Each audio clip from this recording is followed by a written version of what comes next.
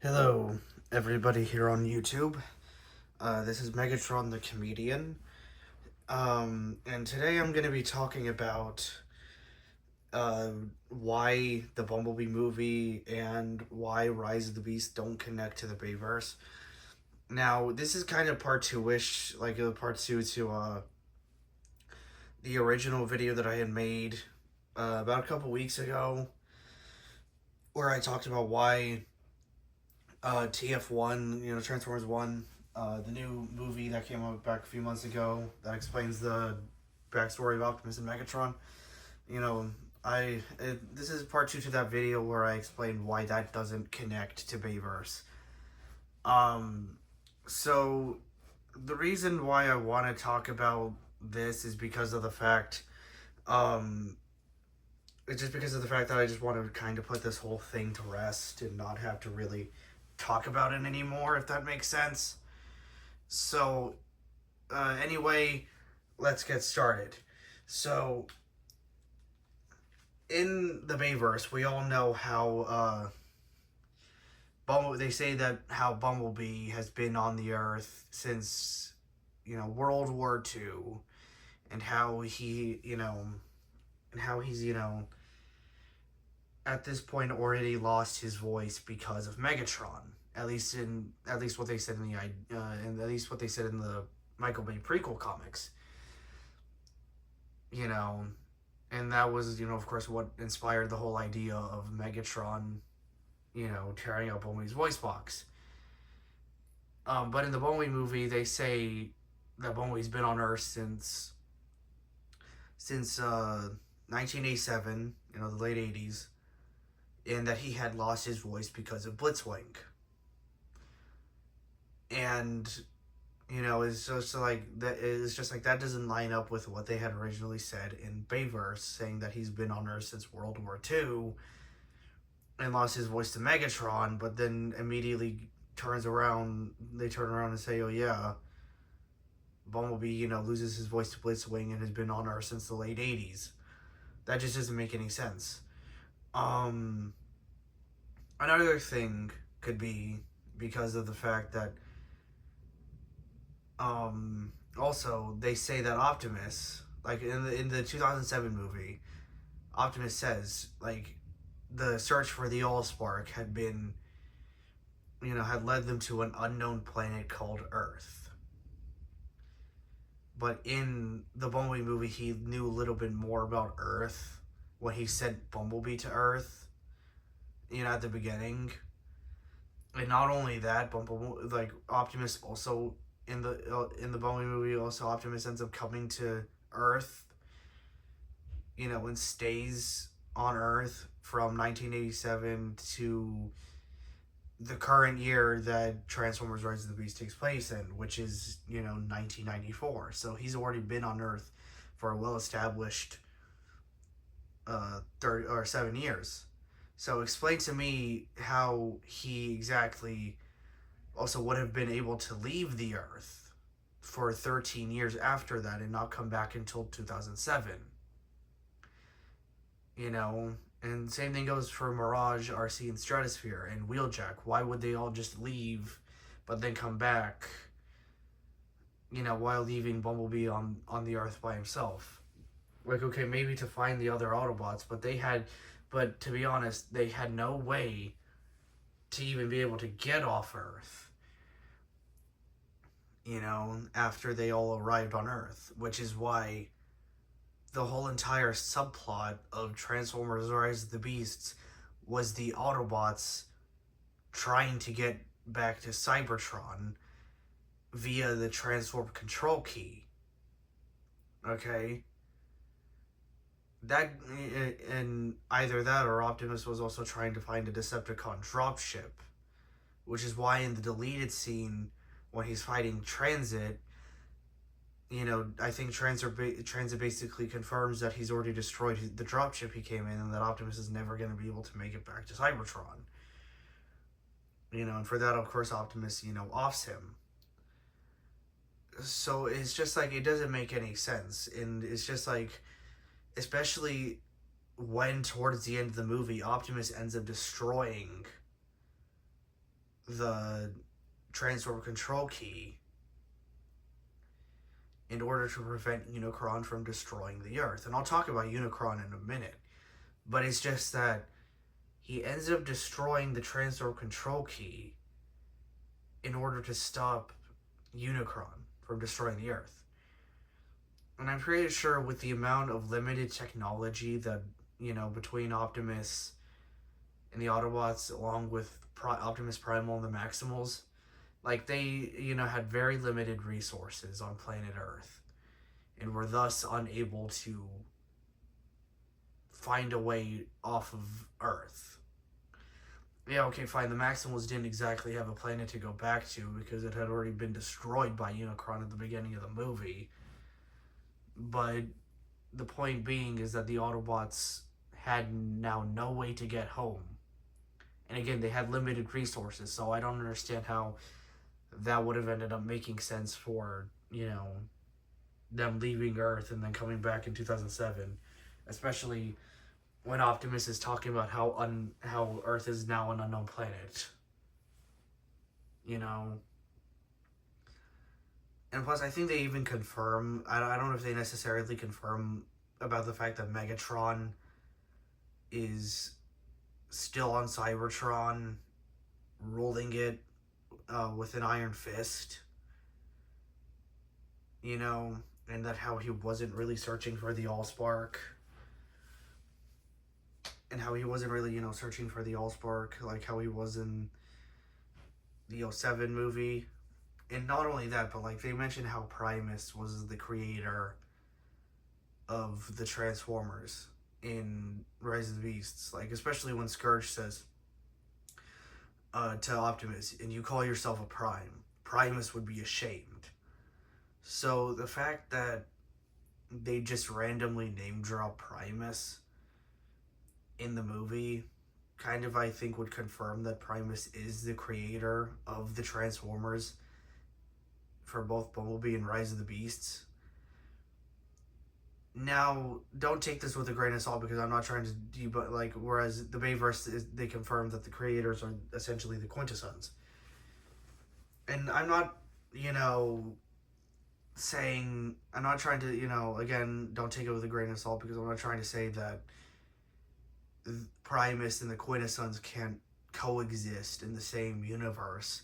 Because, Quintus Prime, they explain how Quintus Prime was the creator of the Quintessons. So, of course, one would think that, the Quintessons can exist in the same universe as Primus.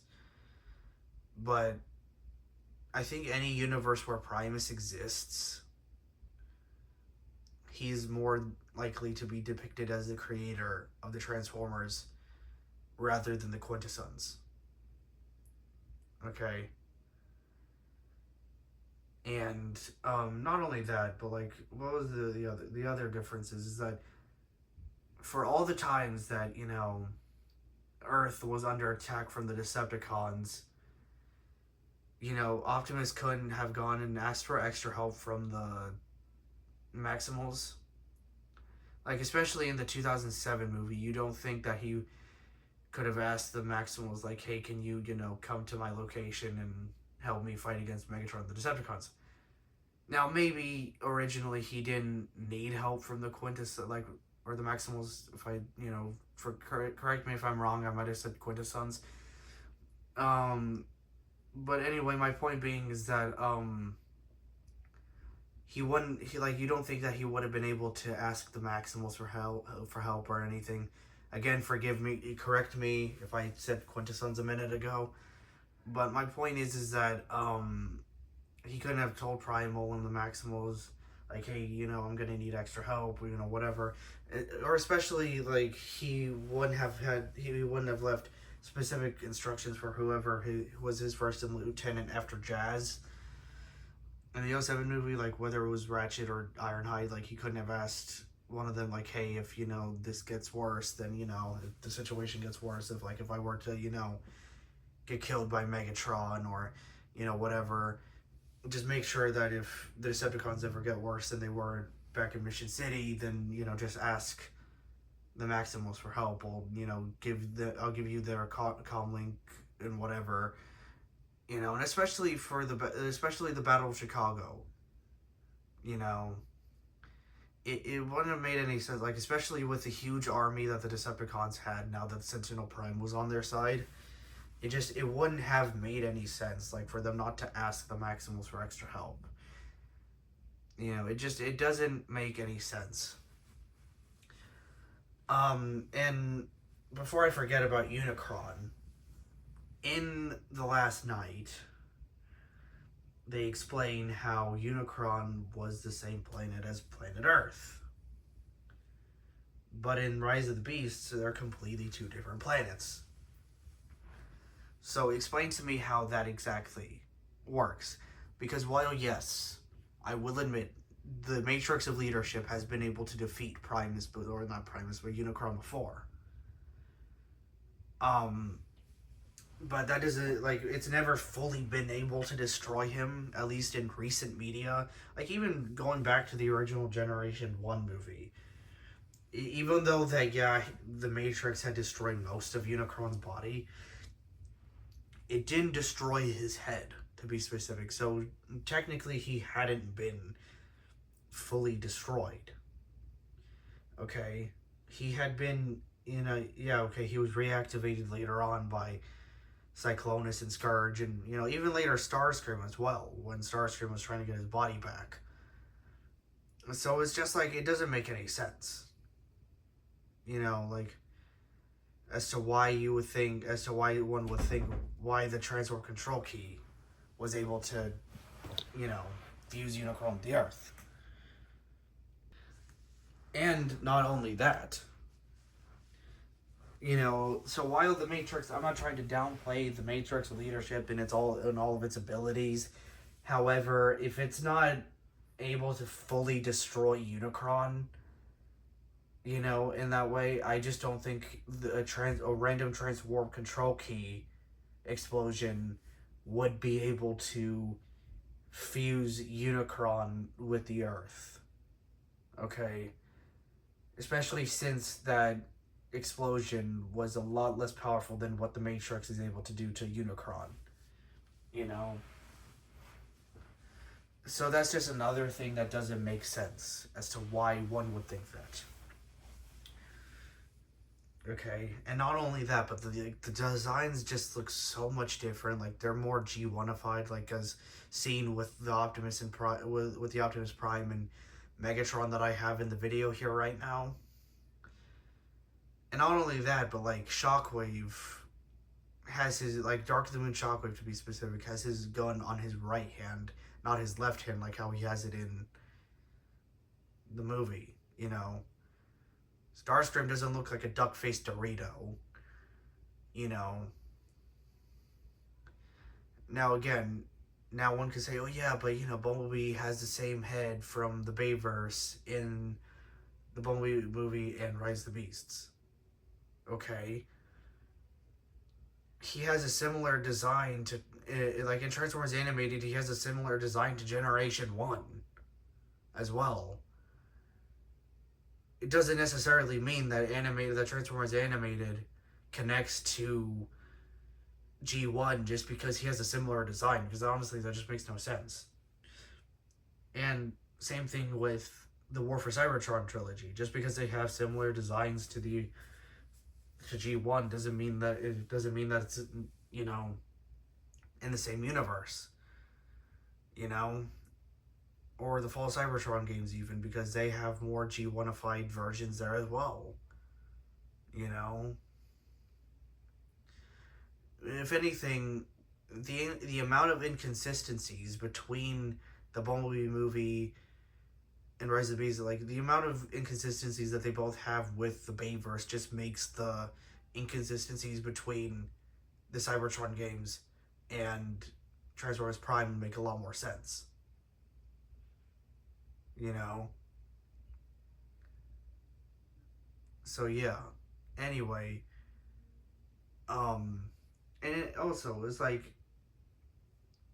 just because, and that's honestly also like saying that just because Spike, Carly, and Daniel with Wiki, just because that they all make appearances, like just because they make an appearance in the Bayverse and Transformers Animated, that both Bayverse and Animated automatically connect to G1 as well. You know? It just doesn't make any sense. Just because, you know, again, Spike, Harley, and Daniel make cameos in Animated, and they were originally Generation 1. Now, and same thing with, you know, Ron Witwicky. He's technically Sparkplug Witwicky. And before you say, oh yeah, but Spike, Carly, and Daniel weren't in the Bayverse, what are you talking about? Spike and Carly were. Daniel, yeah, however, wasn't, because, you know, he wasn't really thought of at the time, you know, and plus, Michael Bay had only wanted to end his movies after the third one. He didn't want to make 4 and 5. But my point is that Sam, or, you know, Spike Witwicky, comes in, like, he's in the Bayverse as Sam Witwicky. They just changed his name. And plus, yeah, okay, Carly ends up getting introduced in maybe the third Transformers movie after Megan Fox had already gotten fired because, you know, she was having problems with Michael Bay at the time. Never mind you, she appears in Teenage Mutant Ninja Turtles, which is produced and directed by Michael Bay, so must have not had problems with him that much if she was going to get a big fat check from it. But my point is that, my point being is that, between Sparkplug, Spike, and Carly, they all appear in Bayverse, with Sparkplug and Spike being introduced as you know, Ron and Sam Witwicky. And of course, you know, we have a confirmed mother for Spike Witwicky in at least in Bayverse anyway, because his mother had never been an actual character in, you know, Generation 1, you know, at least before, you know, before Bayverse was released. You know, anyway, the whole point of what I'm trying to say today is that yes, I am a Bayverse fan. You know, hence why I put the Fallen right there in the middle.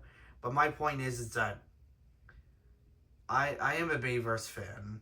Okay, fine. It was one of the main Transformers universes that I had ever grown up with. But at the same time, I'm not glazing it to where the point I'm saying that, oh yeah, every movie that comes after Michael Bay's universe automatically now connects. You know? Because it doesn't make any sense. You know? So yeah, I mean, that's just my honest opinion on the whole entire matter.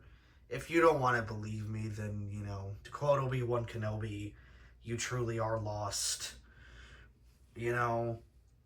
Again, Bayverse is good. I'm not saying, at least the first 3 movies were. You know, I will admit Age of Extinction was better than The Last Night, but not like the first 3 movies. So, I mean, that's just my honest thing on it. Again, don't have to agree with me.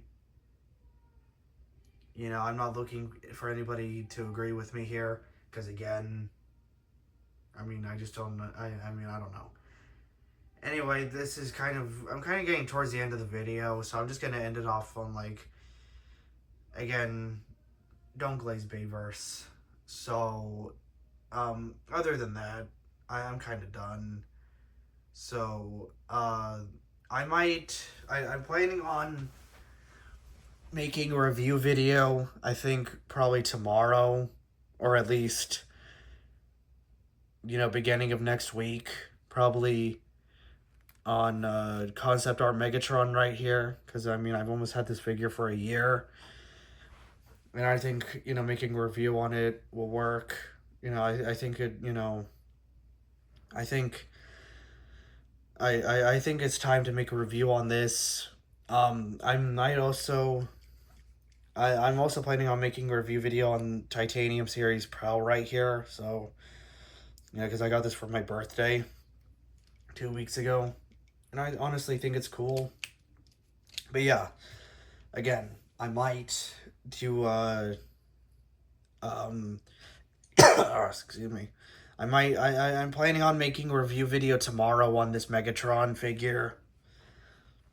You know, so yeah. So wait for that. If I don't do it tomorrow, then I'll do it at least by next week. So anyway, I will see you all next time in the next video. And don't worry, new stop motion episodes are coming out soon. I just have to start animating. I just have to start animating the next episode. But yeah. But before I go, I mean, I will also show you the cast for it before I fully end off the video. But yeah, anyway, this part of the video is over anyway. So I will make a quick video about the next video's cast though. So anyway, bye. Okay, so this is the cast part of the cast part of the video that I'm making. So before I drop the phone, before I drop my tripod with my phone in it, here are the main heroes. The main heroes of the next episode.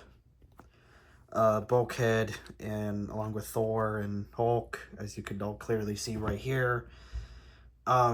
I have Bulkhead transformed because, you know, he's going to be transformed, like, he's not going to be transformed the entire episode, but yeah, just kind of give us a little sneak peek into that. So, yeah, just to let you all know. And these are going to be the villains that are going to appear in the episode. So yeah, I mean, I'm planning to bring them all in. Yes, Starscream is in the back and everything. So these are all the characters that are pretty much gonna appear in the episode. Hold on, I almost forgot about Tarn. So give me a second, because he's also gonna appear in the video. But if I don't find him, you know, you kind of get my point. He's still going to appear in the video. Yeah, hold on. Almost forgot about this guy right here. So, you know, he's going to appear as well.